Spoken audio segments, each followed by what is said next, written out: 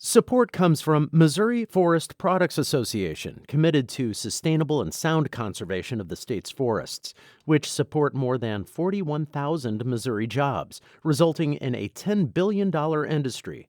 ChooseWood.com. This is St. Louis on the Air from St. Louis Public Radio. I'm Elaine Cha.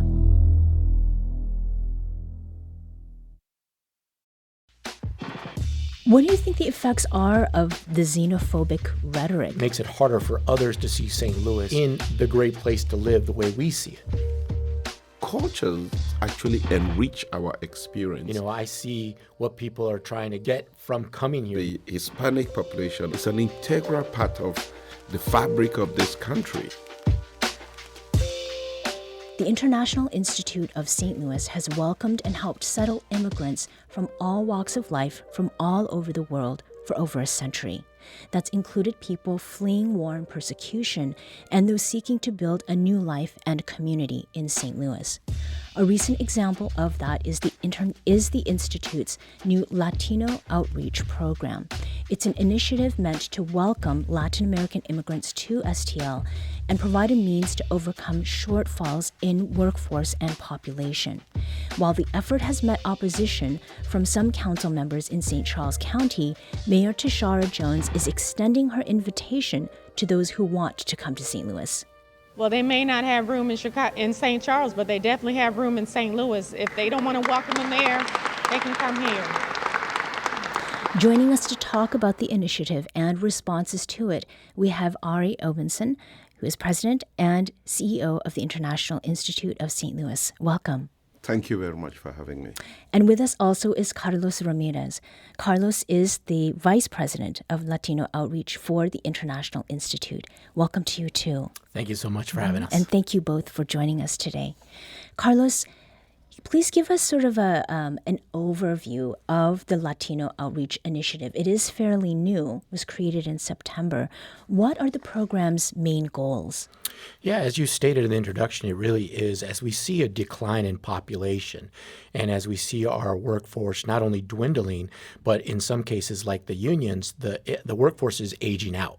And so now that we have the opportunity to bring immigrants that are legally documented, authorized by a humanitarian parolee program that Biden has authorized, it was an opportunity for us to bring people here to the region, be able to have them begin working as quickly as possible and be able to be a part of our community so that our population doesn't shrink overall. Mm-hmm. And so our approach is a holistic approach where we will, and it's privately funded as well, but we will be giving housing for up to 3 months and giving cell phones for up to 6 months, giving them language access or classes, whether it's conversational English or whether it's how to interview in English.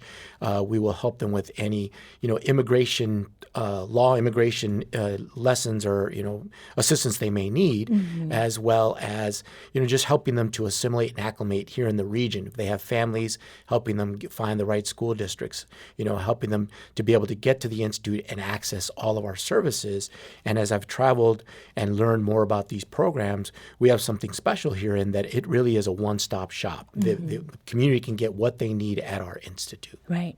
So in the introduction, I talked about the history of the International Institute here. St. Louis is known for what it has done with and for Bosnian immigrants, and more recently for Afghan immigrants. So given that, Arrey, why does the Latino Outreach Initiative make sense here? Thank you very much. It really does make sense because, one, if we look at the decline in population that we have, it's also driven by a decline in the Latino population and primarily the Mexican population.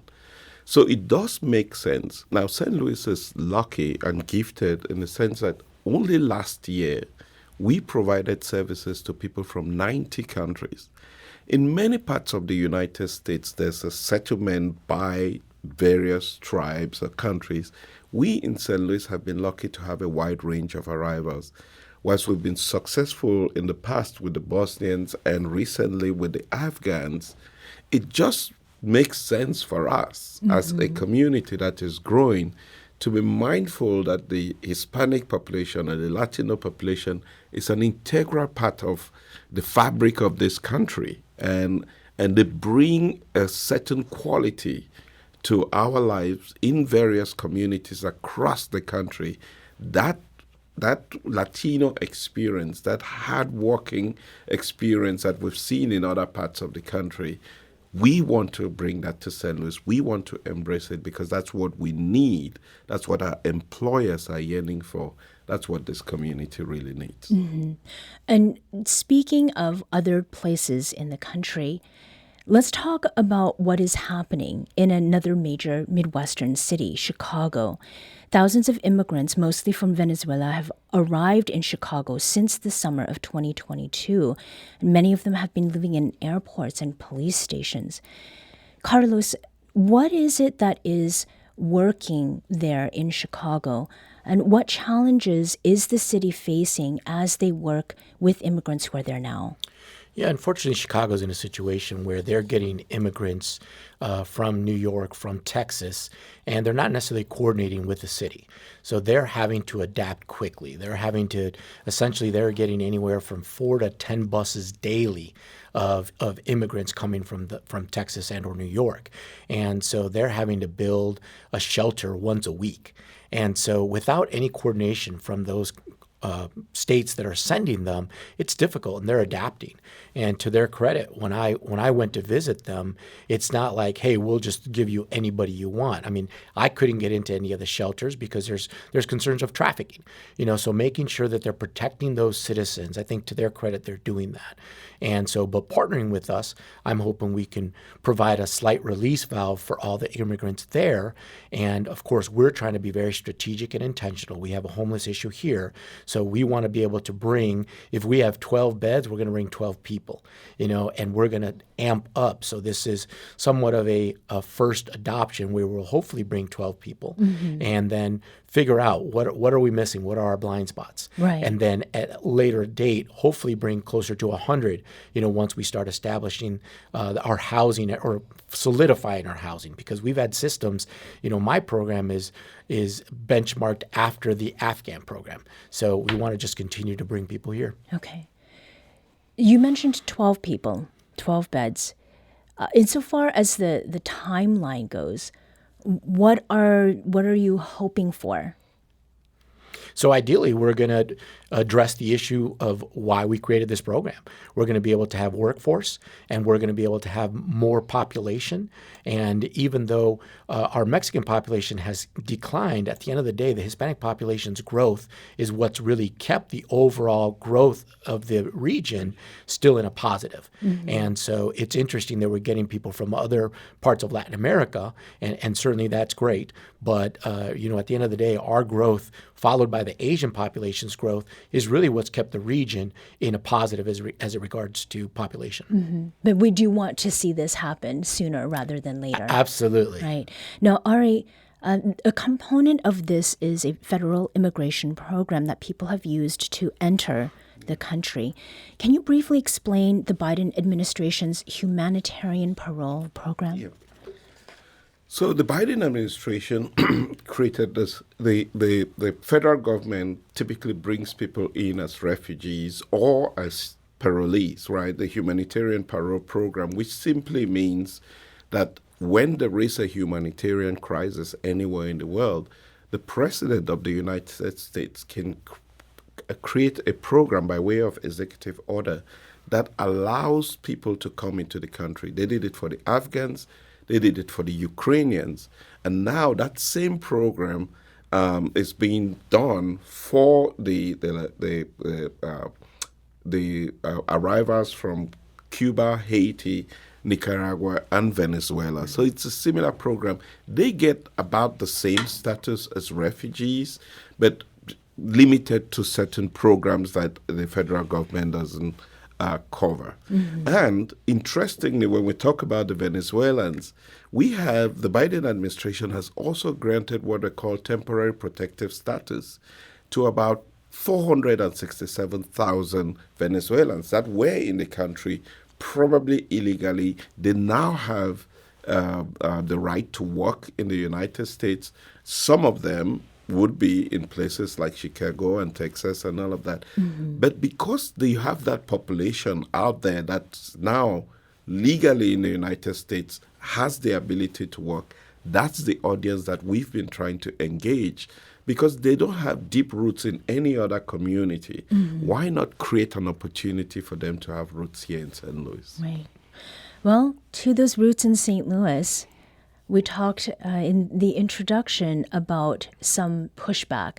And on Monday, St. Charles County tabled a resolution that opposes the International Institute's efforts to resettle immigrants. Part of the resolution text reads, quote, "The St. Charles County Council is strongly opposed to the importation of illegal immigrants into the region based on current federal and state statutes that make their unlawful entry to the United States a criminal offense." Arrey, this is a symbolic resolution, and it mischaracterizes immigrants coming through the federal parole program as illegal. What are your thoughts on that? Well, my thoughts are we are welcoming people that are legally in the United States. The president, by way of the executive order, created a pathway for these people to come into the United States. The State Department has granted over 300,000 travel authorizations for people who have legitimately come into the United States. That probably is missing information that was not understood. It's our responsibility to clarify that, to help people understand that we're helping people that are here legally. We're helping St. Louis bring people here that can help us revitalize our population, grow our workforce, and help this community prosper. If I could add a clarifying point in that, this program is called Humanitarian Parolee Program. And that word parolee has such a negative charge to it here in this country, when in fact, I do want to make clear, these are not people that are being released from jails and coming to our country. It's just a terminology. And so these are not at all people coming from jail. So I think it's important to make that distinction. It's just the choice of words that has so much negative charge here, but it's not in fact the case. Right. What do you think the effects are of this, political move and the xenophobic rhetoric that's come from council members of St. Charles County? Arrey?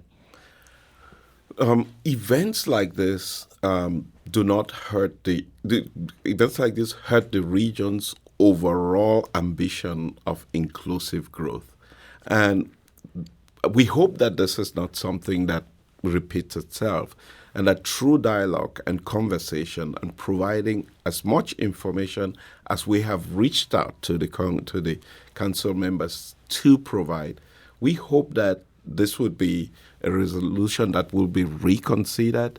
But it certainly does not do well for the region that is yearning to embrace multiculturalism and to try to attract as many people to come and be part of this community. And for dollars and cents, I will add that as we're trying to recruit large corporations to move different projects here to the region, years ago, for example, we were trying to get a big Boeing contract. And one of the things that we were dinged on is a lack of diversified workforce.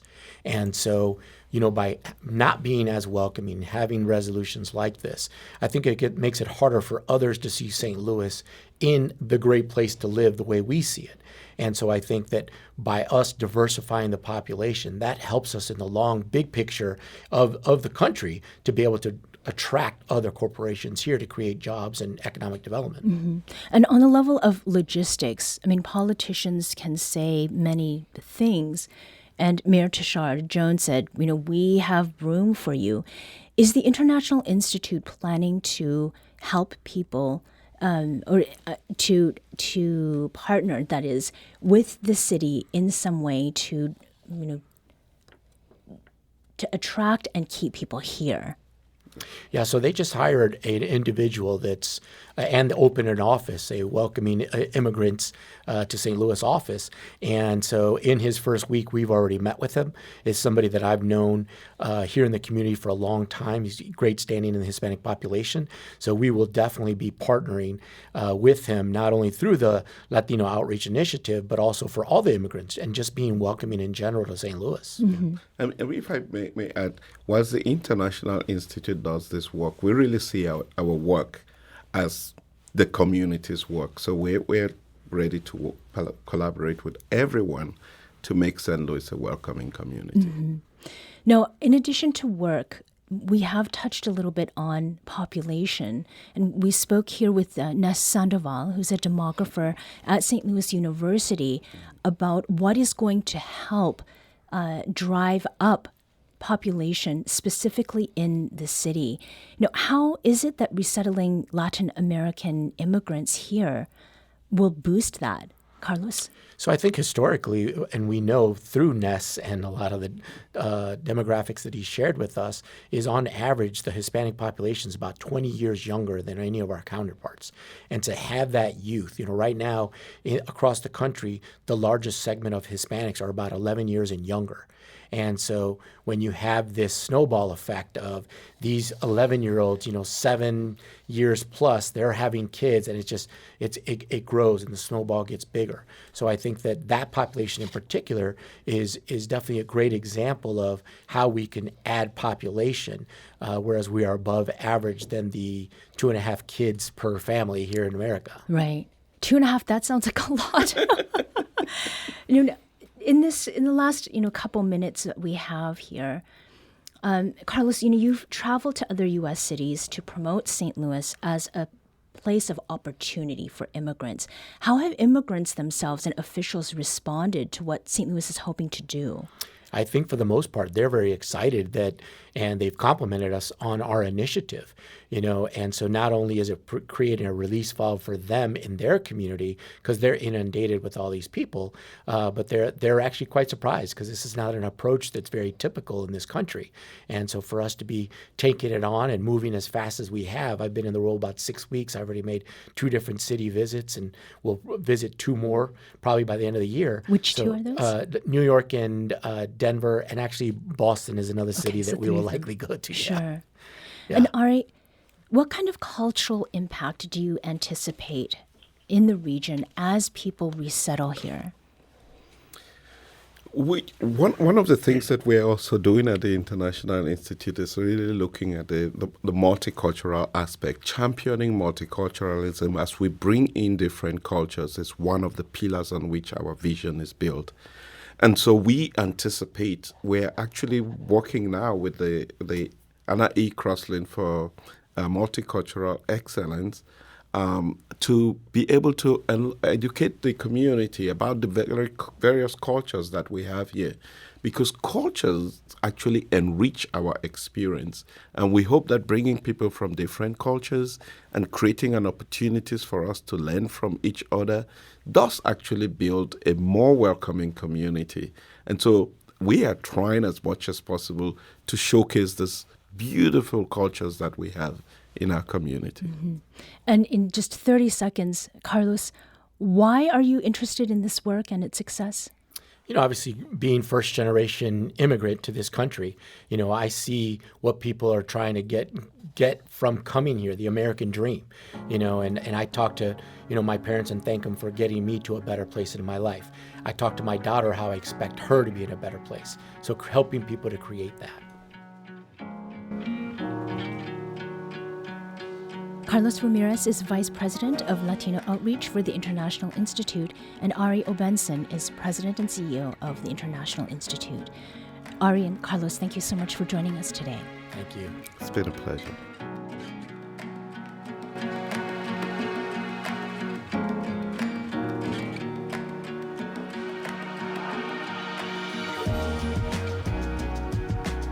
Today's segment was produced by Aula Kuzitz. Audio engineering and podcast design by Aaron Dorr. Our executive producer is Alex Hoyer. St. Louis on the Air is a production of St. Louis Public Radio. Understanding starts here. St. Louis on the Air proudly supports local artists by using music from Life Creative Group.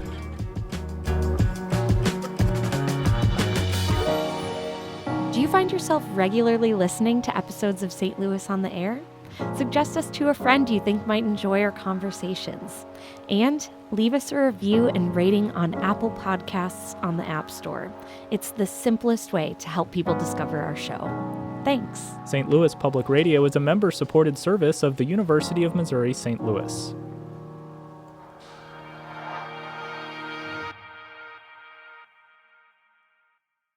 Support comes from the Missouri Forest Products Association, committed to conservation and careful management of the state's forests to make them more resilient and better habitats for wildlife.